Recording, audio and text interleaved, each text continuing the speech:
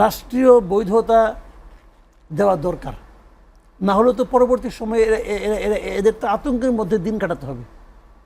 কাজেই এইটার জন্য এই ঘোষণাপত্রটা খুব জরুরি ছিল, এবং এটা আমি মনে করি আরও অনেক আগেই করা যেত, আগেই করা উচিত ছিল। এটা সাধারণত কারণ আমাদের স্বাধীনতার ঘোষণাপত্র, এটা কিন্তু ঘোষণাপত্রের উপর ভিত্তি করে কিন্তু যুদ্ধটা হয়েছে।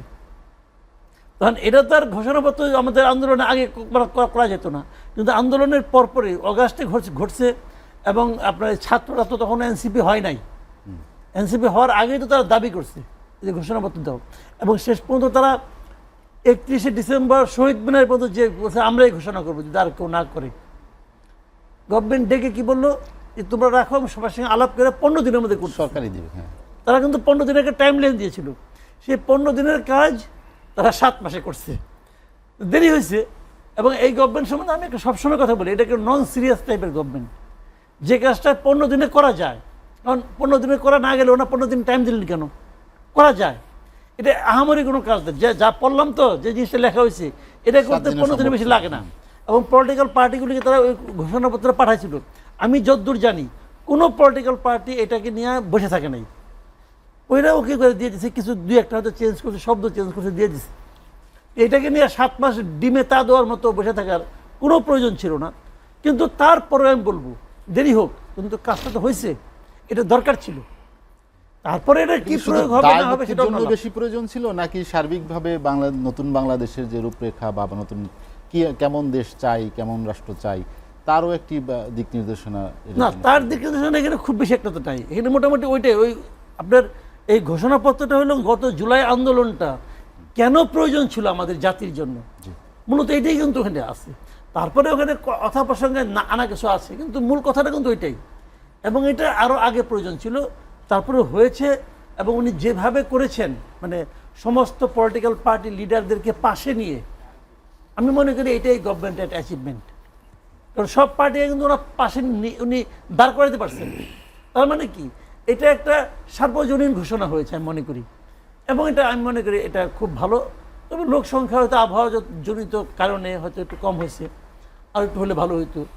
যাদের মূলত দাবি ছিল তারা আবার বেড়াতে গেছিল কক্সবাজারে, না গেলেই পারছে, সেটি কেন তাদের থাকা উচিত ছিল আমি মনে করি। সেটি নিয়ে নানা গুঞ্জন, যে সেখানে কি গুঞ্জন টুঞ্জন যাই হোক, সেই আলোচনা আমি যাবো না, কিন্তু আমার কথা হলো কি ফিজিক্যালি ওনারা এখানে থাকা উচিত ছিল। এই সময়ে ওনারা টায়ার্ড হয়ে গেছেন, যে ওখানে যাই একটু ঘুরে আসি, ঘুরে আসার জন্য ওই কক্সবাজার পর্যন্ত যাওয়া এটা একটু অশোভন লাগছে আমার কাছে আর কি। যে এই আজকের দিনে ওই ঘোরাঘুরি 2 দিন আগে করতেন, আজকের দিনে মেইন 4 জন লোকই ওখানে চলে গেলেন ঘুরতে, 11টার সময় গেলেন, 3:30টার সময় চলে আসলেন, 5 স্টার হোটেলে থাকলেন। এইটা ভাই আমাদের জন্য, আমার কাছে এটা অশোভন লাগছে আর কি, দরকার ছিল না। কারণ আজকের দিনে এখানে যে ছেলেটা বলেছিল হাসনাত আব্দুল্লাহ, যে আজকেই করতে হবে, নাও আর নেভার কি যেন বলছিল উনি, 31 ডিসেম্বরের কথা। হ্যাঁ, তাকে তো আমি দেখতে চেয়েছিলাম, কারণ তার তো একটা ইমেজ আছে, একটা মানে একটা খুব মানে কি বলবো আপনাকে, মানে সিরিয়াস একটা ইমেজ কিন্তু তার আছে। তো এখন তাকে তো এই মাঠে তাকে আমি দেখতে পাইনি, এটা আমার জন্য মানে আমি এটা চাই নাই। তারপরেও সব কিছু বাদ দেন আপনি, সব কিছু মিলাইয়া আমি মনে করি এটা একটা ভালো কাজ। শেখ হাসিনা যখন তার সংবিধানের মধ্যে নিজের মতো করে বানিয়ে কিছু কিছু ধারাকে কখনোই চেঞ্জ করে যাবে না, দেওয়া যাবে না বললো, তো ওগুলি কি ওইটা কি চেঞ্জ করছে? চেঞ্জ করে না, মানে কেউ মানে না। আজকে দেখলাম এক জায়গায় কোন প্রধান শিক্ষিকার মাথার পেছনে বঙ্গবন্ধু শেখ মুজিবের ছবি আছে, ওনার চাকরি চলে গেছে। যে চাকরি খাইছে সেই তো সংবিধান বিরোধী কাজ করছে, সে তো সংবিধান মাইনে রাখছে পেছনের ছবি, ওই সংবিধানকে বাতিল করছে? কয় নাই তো। আবার এই দেখেন ঘোষণাপত্রের মধ্যে কিন্তু লেখা আছে যে ডক্টর ইউনূসের সরকারটা গঠিত হয়েছে, এটা সংবিধান মেনে সরকারটাকে প্রতিষ্ঠা করা হয়েছে। এই সরকারটাকে গঠন করা হয়েছে সংবিধানটাকে মেনে, বলছি তো, সংবিধান মেনে হইতে প্রতিষ্ঠা করা হয়ে থাকে, তো সংবিধান মানতেছে কেউ? বিষয়টা হলো জানেন, এটা হলো সবের সময়ের প্রয়োজনে হয়েছে, করতেছে। সংবিধান কোথাও লেখা আছে যে প্রধানমন্ত্রীর বোন তার মতোই প্রোটোকল পাবে? লেখা আছে? শেখ রেহানা পাইতো না? বাংলাদেশের আইজি নিয়োগ করতো শেখ রেহানা, এটা সবাই জানে। টাকা দিয়ে আসতো, সে আইজিটা ছিল তার, সে আইজি নিয়োগ করবে। তো এটা কোথেকে এলো ভাই? ভাই সবচেয়ে বড় কথা হলো কি, আপনার হাতে ক্ষমতা আছে, পাওয়ার আছে, বন্দুক আছে, তো আপনি যে সে কিসের সংবিধান কিসের মানলাম না, আপনি কি করবেন? তো এখন এরপরে কে আসবে? না সেই সংখ্যাটাই কিনা যে পরবর্তীতে সব ধরনের সব ধরনের প্রোটেকশন দেওয়ার ছিল। কি হয়েছে? হয়েছে কিছু? আর এইটা নিয়ে গিয়ে দেশের মানুষ খুব আনহ্যাপি। আনহ্যাপিও তো না, খুব আনহ্যাপি কেউ দায়ী করতে পারবেন যে সংবিধানে এটা নাই, তোমরা কেন করতেছো, অতএব আমি খুব দুঃখ পাইছি? আছে? অন্তর্বর্তীকালীন সরকার সংবিধানে আছে? নাই তো রে ভাই। কাজে এইগুলি শুনেন, মানে বিষয়টা হলো কি যে মানুষ কি চায়, জনগণ কি চায়। যখন ডক্টর ইউনূসকে যদি যখন তত্ত্বাবধায়ক মানে অন্তর্বর্তীকালীন সরকার প্রধান বানালো, তখন যে এইদিকে বঙ্গভবনের সামনে যে বলতো এই সংবিধানে এটা নাই, তাকে কেন বানানো হলো, ওখান থেকে সংবিধান নিয়ে আসতে পারতো না, একলা আসতে পারতো না, মানে পিটিয়ে মেরে ফেলেন। তো হিসাবগুলি হলো ওইভাবে। মোট কথা হলো যে মানুষ কি চায়। যখন আপনি মানুষের সঙ্গে থাকবেন তখন কি, আমি আবার একটা এক্সাম্পল দিয়ে বলি আপনাকে। এই যে বললাম না যে একটা আইনগত বৈধতা, একটা সাংবিধানিক বৈধতা থাকা দরকার, বললাম তো, এইটাই কি রক্ষা কবচ? না তো। আপনি 75-এ কথাটা ধরেন, আমি একটা উদাহরণ দিয়ে বলি। 75-এ ঘটনাটা ধরেন। 75-এ বঙ্গবন্ধুকে সব পরিবার মেরে ফেলল। মারার পরে ওই 75-এর জুলাই, অগাস্টে মারলো। তো অগাস্ট, সেপ্টেম্বর, অক্টোবর, নভেম্বর এই লোকগুলো তো ছিল হিরো। এই লোকগুলি হিরো ছিল না। এবং তাদের যারা বেনিফিশিয়ারি গভর্নমেন্ট, ধরেন বিএনপি, মোস্তাক গভর্নমেন্ট ধরেন, প্রথমে মোস্তাক গভর্নমেন্ট ইন্ডিপেন্ডেন্ট দিল, তারপরে বেনিফিশিয়ারিকে বিএনপি গভর্নমেন্ট এসে তাদেরকে ভালো ভালো পোস্টিংও দিল।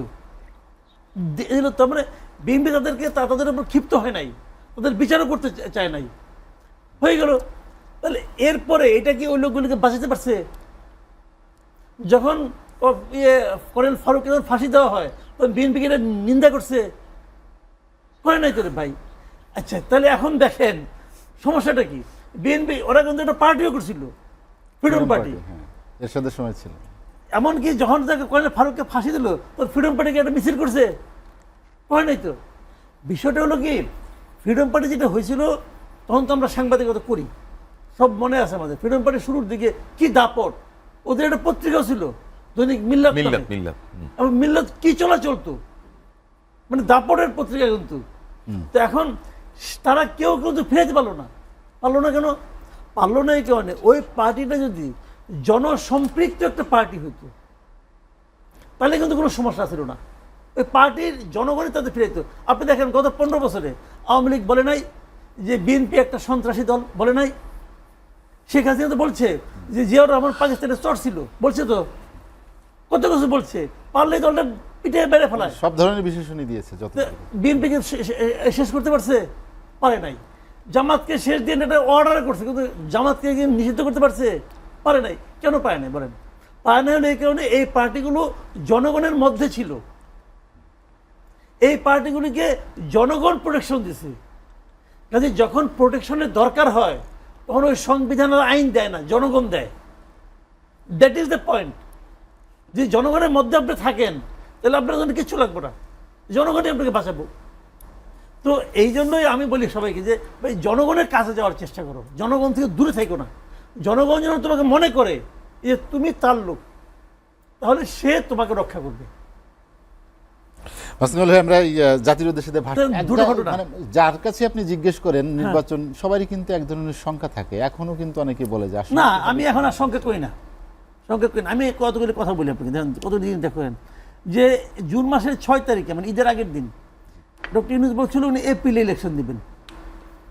তো উনি এপ্রিল থেকে মোটামুটি সরলেন কবে, যেদিন উনি আপনার 13ই জুন যখন নাকি লন্ডনে বৈঠকটা করলেন, বললেন যে এটা রোজার 1 সপ্তাহ আগেও হতে পারে। যদিও তার সঙ্গে কিছু শর্ত টর্ত ছিল, তা আমি এটা নিয়ে আমাদের দ্বিধা ছিল, সন্দেহ ছিল আমাদের। বোধহয় একটা 7-5 বুঝাই দিয়ে আসছে এরকম মনে হয়েছিল। আমি বিএনপির উপরে একটু দুঃখিত হয়েছিলাম, এত খুশি হন কেন বলছিলাম এগুলি বিএনপি বুঝে দিয়ে আসছেন, বুঝে আসছেন বলছিলাম, কিন্তু আপনার সামনে বলছিলাম বলছিলাম। এবং এটা আমার কিন্তু অনেস্ট অপিনিয়ন ছিল।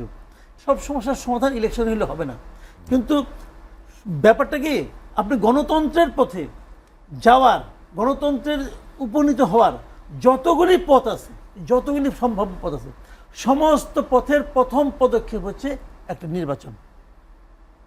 নির্বাচনটা বের হতে হবে। এই নির্বাচন করে মনে করেন আমরা অসীম ভাই ইলেকশন করলাম, অসীম ভাই যাই মনে করেন উল্টাপাল্টা কাম শুরু করলো, আমার আনহ্যাপি আমি। আগামী ইলেকশন তাদের ভোট দেবো না? আমি তো বলি এত সংস্কার লাগে না রে ভাই, বা তো দুইটা সংস্কার করেন, একটা হলো নির্বাচন ব্যবস্থা, আর একটা সংস্কার করেন বিচার ব্যবস্থা, বাকিগুলো অটো। দুটাই কিন্তু পরিপূরক। এই যেটা করেন বাকিগুলো অটো হয়ে যাবে। কিন্তু আমাদের তো ইলেকশন সিস্টেমটা কি, এটা কি ইলেকশন যে কি জিনিস সেটা অনেকে বুঝেও না।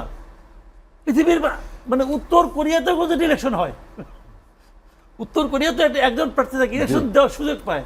আমাদের দেশে যেমন কমপক্ষে মানে কয়েক কোটি লোক আছে যারা ইলেকশন কখনো দিতে পারে না, জানে না ইলেকশনটা কি। আপনি যদি মনে করেন যে আমার আগে ইলেকশন দরকার নাই, আগে আমাকে এই এই বিষয়গুলো চেঞ্জ করতে হবে, যদি আপনি মনে করেন, তাহলে 1 বছর না, তাহলে 2 বছর 3 বছরের সময় অনেক কম।